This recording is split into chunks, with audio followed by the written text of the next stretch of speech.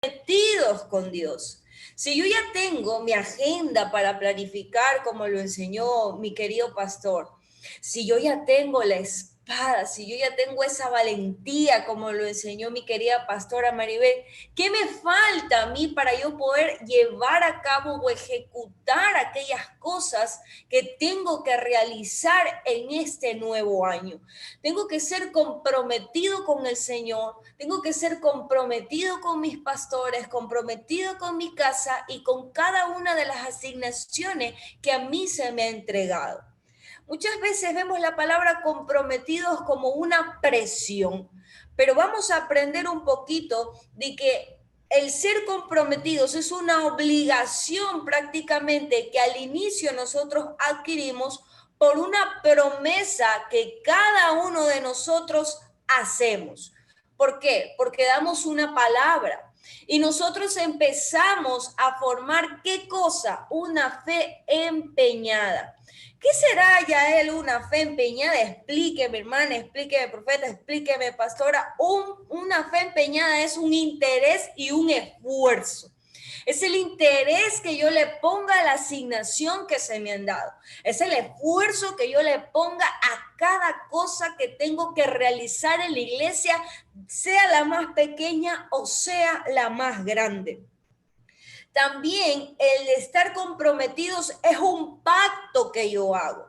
¿Qué es un pacto? Es un acuerdo de ambas personas que se obliga a cumplir condiciones. En este momento yo estoy obligada a cumplir o estamos obligados a cumplir las condiciones que me ponga el Señor, que me pongan mis pastores, no por hacerme sentir mal a mí, sino para que yo avance en el proyecto que me ha sido entregado.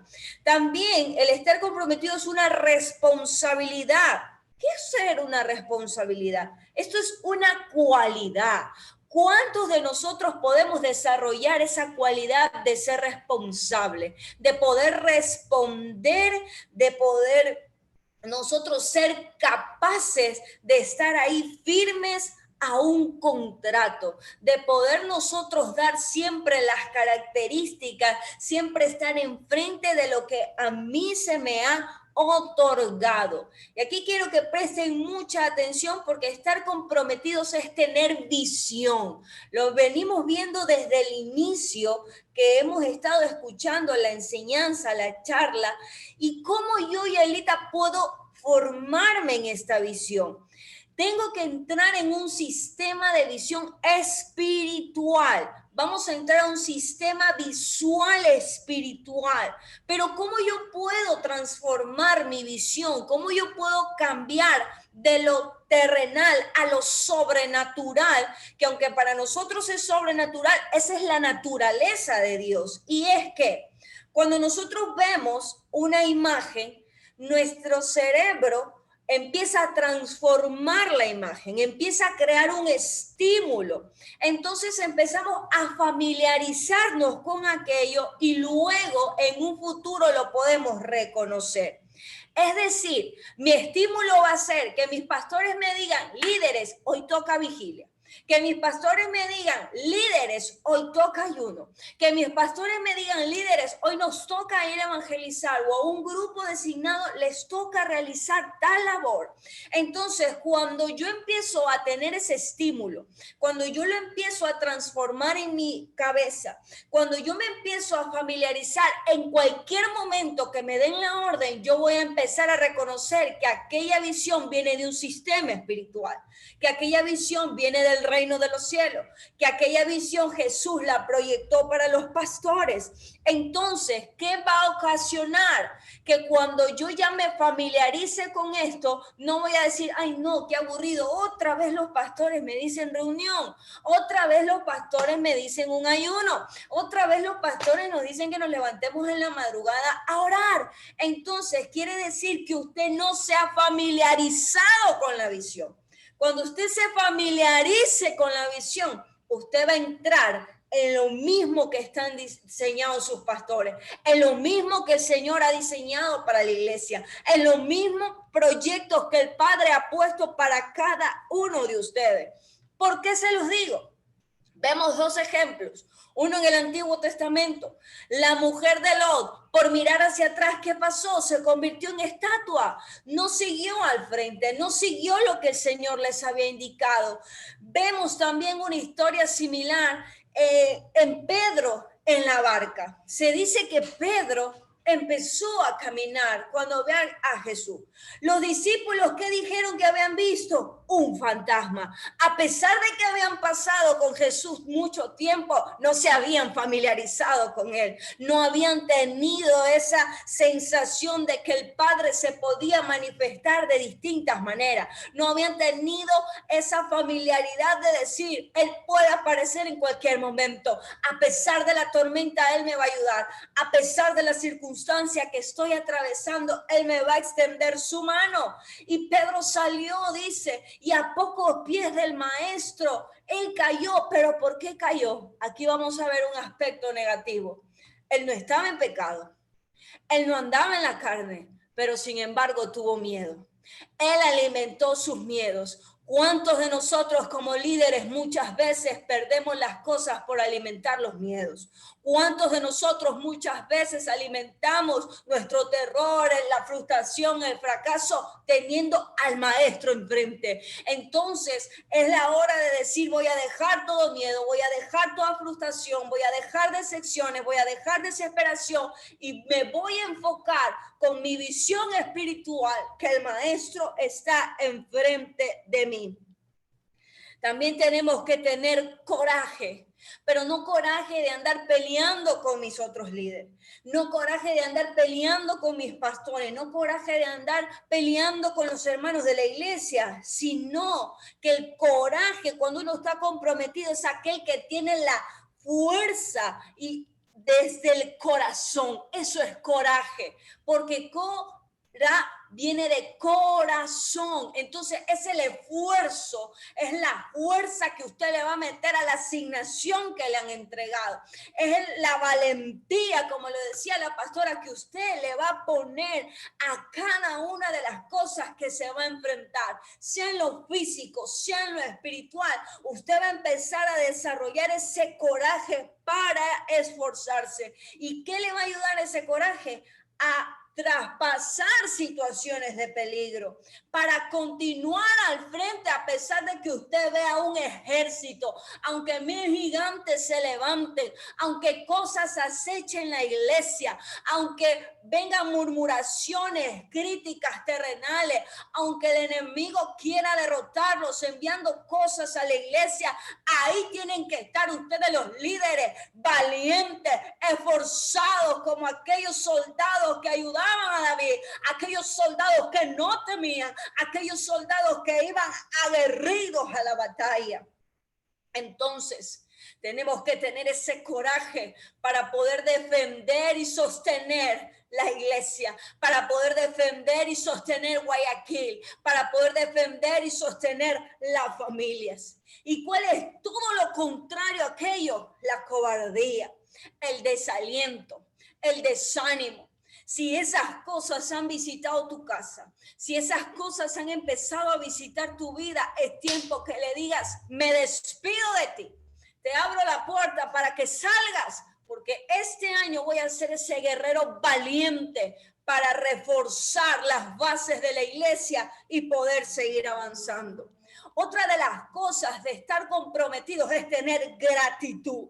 ¿Cómo yo puedo tener gratitud? La gratitud es un sentimiento, es algo que nace de adentro, es algo que nosotros empezamos a valorar, empezamos a estimar, algo que nosotros decimos, qué bien que lo he recibido. Empezamos a valorar el cargo que me ha entregado mi pastor, no porque me lo haya entregado el pastor, no porque me lo haya entregado la pastora, sino porque el Señor los usó a ellos para que tú estés en este puesto, para que tú estés en este liderazgo, para que tú estés aquí afrontando también con ellos las situaciones adversas. Entonces, nosotros tenemos que tener ese agradecimiento espiritual o material, voluntario dándolo para que la otra persona también se sienta correspondida. Y en la otra fórmula que nosotros tenemos para estar comprometidos es el amor. Es el amor que todo lo sufre, que todo lo puede, que todo lo soporta, que todo lo resiste, que todo hace que avance. Es el rendirnos a la palabra del Señor, es el rendirnos al compromiso, es el rendirnos al Padre Celestial. Es muchas veces renunciar a nuestros derechos. Es muchas veces renunciar a nuestra carne, renunciar a nuestros deseos. Aún el mismo Moisés renunció a la corte de Faraón por complacer al Señor. Aún el mismo, a pesar de que mató a un egipcio, el Señor no desistió de que él sea un líder. El Señor no dijo, no, mataste, te ensuciaste, ahora te desecho. No, si quizás te has equivocado en el transcurso del camino, déjame decirte que es el tiempo de que saques esas sandalias, de que saques esas vestiduras para que el Señor te vista de nuevo. Nehemías renunció a un trabajo cómodo. ¿Por qué renunció a un trabajo cómodo? Porque tenía que levantarse un líder que empiece a reconstruir los muros. Tenía que levantarse un líder que empiece a salvaguardar, que empiece a pararse en la brecha para que no sigan atacando a su pueblo, que no sigan atacando a lo suyo. Si es el tiempo de que seas un Nehemías, te pares y empieces a reconstruir los muros de Guayaquil, los muros de la Iglesia Jesús Rey de Reyes, los muros de familias, de la danza, del ministerio, de los niños, de mujeres que han sido otorgadas a tu cargo. Hazlo, porque él dice que a pesar de que su corazón se entristeció, en un momento Nehemías empezó a reaccionar y dijo, espérate, estamos actuando mal. No es tiempo de desesperarme, no es tiempo de llorar, no es tiempo de desenfocarme, sino que es tiempo de que yo ore. Y aún ese hombre, cuando empezó a orar, tanta fue la gracia que Dios depositó sobre él, que aún el mismo rey empezó a mover los obreros,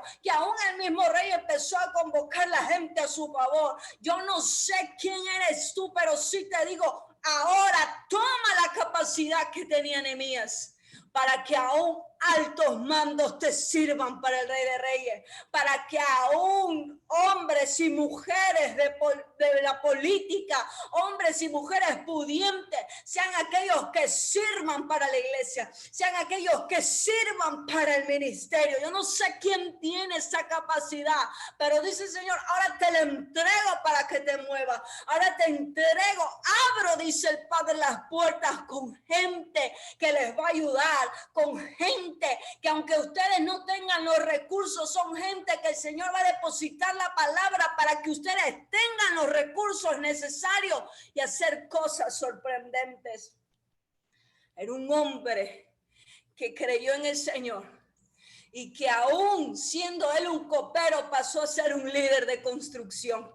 Y dice que aquellos obreros que estaban alrededor estaban cuidando día y noche, porque quisieron enfrentar a Nehemías y a todos esos obreros contra el rey. Pero dice que siguieron orando, siguieron en la batalla, siguieron siendo unos soldados valientes y ellos protegieron el muro. Pablo renunció a su reputación. Pero saben que hay algo que aquí me llama mucho la atención y me interesa. Muchos hablamos de Pablo, que era un gran hombre que sufrió, pero déjeme decirle que antes de que este hombre llegue a ser un gran líder, ocurrió algo importantísimo. En el libro de los Hechos se relata la historia, capítulo 6, 3, 5, y nos dice de la siguiente manera, empieza el relato. Buscad pues, hermanos, de entre vosotros a 7 varones de buen testimonio, llenos del Espíritu Santo y de sabiduría, a quienes encarguemos de este trabajo, y nosotros persistiremos en la oración y el ministerio de la palabra. Agradó la propuesta a la multitud y eligieron a Esteban, varón lleno de fe y del Espíritu Santo, a Felipe, a Prócoro, a Nicanor, a Timón, Parmenas y a Nicolás, prosélito de Antioquía. Dice que estos hombres hacían crecer la palabra del Señor, llevaban a muchos lugares, se multiplicaban los discípulos. Entonces, Si ustedes son estos hombres y mujeres que el Padre ha puesto las características específicas, llenos del Espíritu Santo, llenos de la sabiduría, llenos de la gracia de Dios, están ustedes en esa autoridad de hacer multiplicar sacerdotes en Guayaquil, de hacer multiplicar sacerdotes, hombres, mujeres, discípulos en la iglesia. Esa es su labor, ese es su ministerio, eso es lo que el Señor les ha otorgado, ese es su compromiso. Entonces, Esteban estuvo tan lleno del Espíritu Santo que ni siquiera discutía con los sacerdotes cuando lo acechaban, con los que estaban contrarios a él. Ni siquiera él empezó a reclamar, a vociferar aún en el momento de la muerte de Esteban. Ni aún él empezó a discutir. Yo no sé cuántos tendrán discusiones por el liderazgo que estás llevando. Cuánta oposición se levanta cuando llevas un liderazgo. Pero déjame decirte que aún el mismo Esteban le dijo al Señor, no tomes en cuenta sus pecados. Y habiendo dicho esto, él pudo descansar. Tienes que decirle al Padre, no tomes en cuenta, Padre, perdona al que me injuria, perdona al que me critica. Yo no voy a criticar, yo no voy a discutir, sino que yo voy a dejar que tu Santo Espíritu hable por mí. Yo voy a dejar que tu presencia se envuelva en mí. Yo voy a dejar que tu amor, tu gracia, tu palabra empiece a hablar por mi vida. Entonces, esto no queda aquí, porque muchas veces no somos líderes eternos.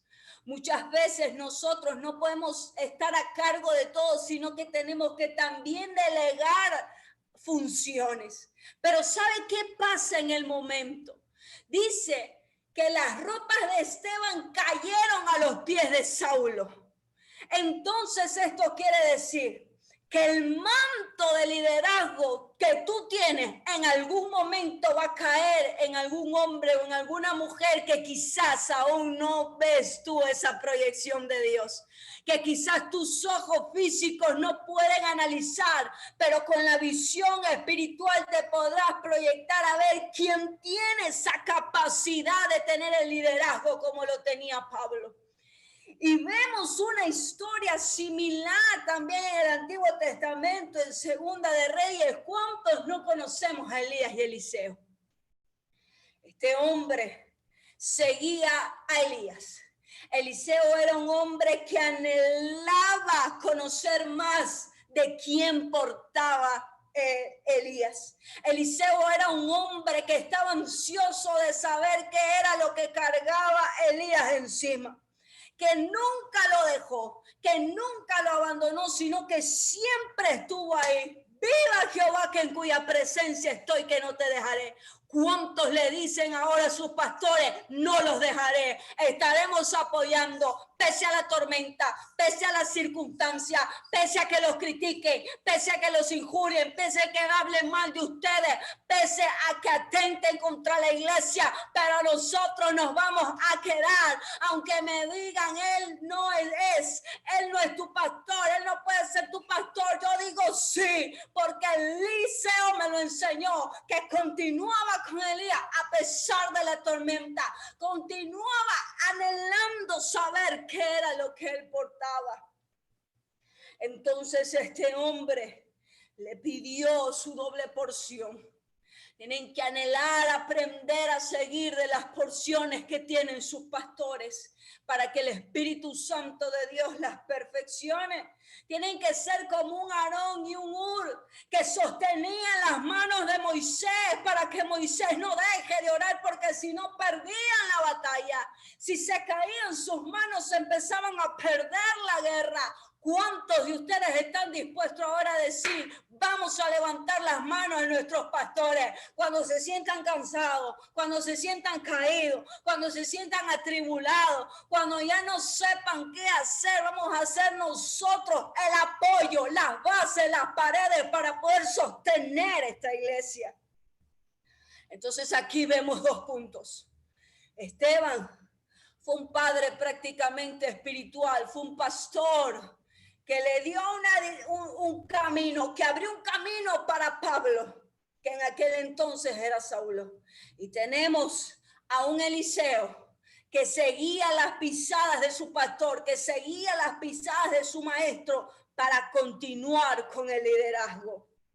Entonces, este compromiso que tenían estos hombres los hacían profetas reconocidos, los hacían hombres y mujeres que tocaban a los enfermos y ellos sanaban, los hacían hombres y mujeres que hacían multiplicar el evangelio donde quiera que vayan. ¿Pero por qué? Porque eran comprometidos, porque eran constantes, porque no se desanimaban fácilmente, porque eran permanentes, porque eran determinantes, porque el compromiso se veía en ellos con sus actitudes, con sus acciones, porque ellos tenían y reflejaban el Espíritu Santo de Dios.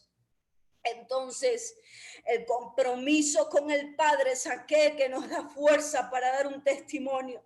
Nos va a hacer rechazar todo tipo de pecado. Nos va a hacer rechazar toda cosa que va contraria a la presencia del Señor. Nos va a hacer que nosotros seamos hombres y mujeres que crezcamos en Él. Que nosotros seamos testigos de las cosas que Él tiene que hacer para cada una de nuestras vidas. Entonces, vamos a aprender y estamos aprendiendo y seguiremos aprendiendo en el camino, que nosotros tenemos que estar comprometidos con el Señor. Renunciar a todas aquellas cosas que me separan de Él, que me separan del propósito, empezar a amar a mis pastores, empezar a amar a la iglesia, empezar a amar a mi prójimo como que si fuera yo mismo, empezar a demostrar ese liderazgo. Aún si voy en un bus y veo a alguien mayor a mí, veo a un anciano subir y no hay puesto, delegarlo, empezar a hacer que ese testimonio se vea reflejado. No es competencia, sino estar comprometido. No es ser mejor que el otro líder, sino que nosotros estemos comprometidos. Es ser que nosotros estemos en el poder del acuerdo, en la misma visión, en la misma unión, en el mismo acuerdo, en el mismo poder, en la misma visión espiritual, como ya lo habíamos mencionado. Entonces, tenemos que tener estas características que a nosotros nos van a enseñar no solo a quedarnos sentados en un puesto por la eternidad, sino que en algún momento tenemos que formar a otros, empezar a los que tenemos a cargo a enseñarles la visión espiritual. ¿Cuál es aquella visión? Aquella que va a transformar, va a familiarizar sus vidas. Y hágalo con ayuno, con oración, con obediencia, con constancia, perseverancia, con ánimo, con aliento, para que usted pueda salir adelante. Ustedes en su kit tienen un acta de compromiso. Hay un acta de compromiso que el Señor ha depositado en cada uno de ustedes. Nuestra bella pastora Maribel la está mostrando, así que todos muestren su acta de compromiso. ¿Qué es un acta de compromiso? ¿Por qué los pastores inventaron lo del acta de compromiso? ¿Por qué Yelita también está con aquello del acta de compromiso? Porque el acta de compromiso es un documento mediante el cual se oficializa la obligación, responsabilidad o el compromiso que usted tiene con Dios. Es ahora que se va a oficializar ese acuerdo entre Dios, los pastores y usted. Y Él va a estar como testigo y como autoridad máxima, viendo aquella cosa que usted va a hacer, aquella cosa que usted se va a proponer en su corazón para llevarlo a cabo.